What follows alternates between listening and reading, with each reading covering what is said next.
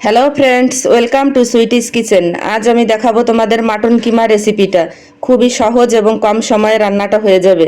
ভিডিওটা ভালো লাগলে অবশ্যই লাইক কমেন্ট করবে, আর যারা নতুন আছো আমার চ্যানেলটা সাবস্ক্রাইব করে দেবে।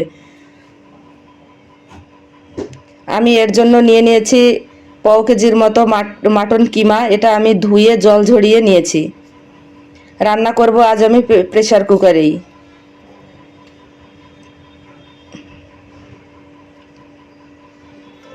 এর জন্য আমি পরিমাণ মতো তেল দিয়ে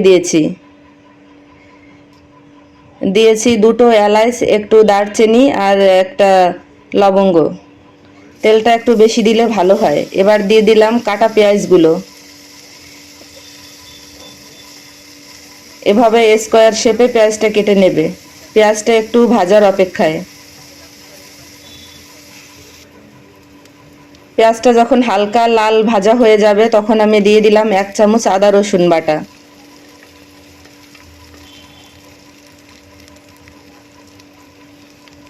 এবার দিয়ে দিয়েছি টমেটো কুচি। আমি দুটো টমেটো নিয়েছি। এবারে সবগুলো আমি একটু ভালোভাবে কষে নেব। আর দিলাম স্বাদ মতো নুন,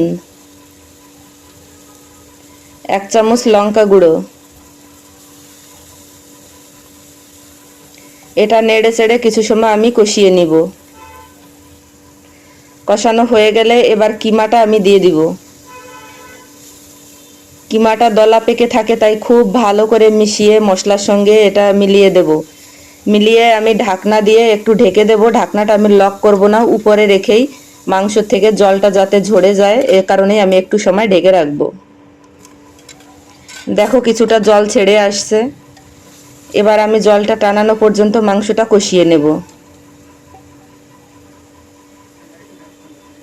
কিছু সময় কষানোর পরে এবার আমি অল্প করে একটু জল দিয়ে দিব। এতে ঝোল রাখলে এমনিতেই ভালো লাগে না, খুবই কম করে একটু জল দিব।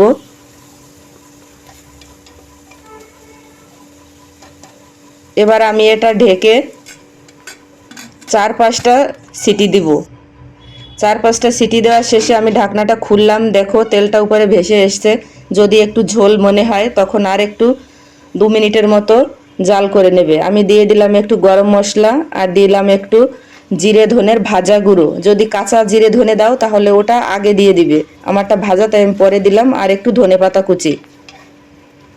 আমার রান্নাটা একদমই রেডি। খুবই কম সময়ে আর সহজভাবে হয়ে যায়। অবশ্যই বাড়িতে একবার ট্রাই করে দেখবে। আমার রান্নাটা একদম শেষ। আমি নামিয়ে নিয়েছি একটা প্লেটে। দেখতে পাচ্ছ কতটা সুন্দর দেখতে, যেমন সুন্দর খেতেও সেই টেস্ট। বাড়িতে একবার বানিয়ে কেমন হয়েছে অবশ্যই আমাকে জানিও। ওকে, ভালো থেকো। পরবর্তী ভিডিওতে আবার দেখা হবে।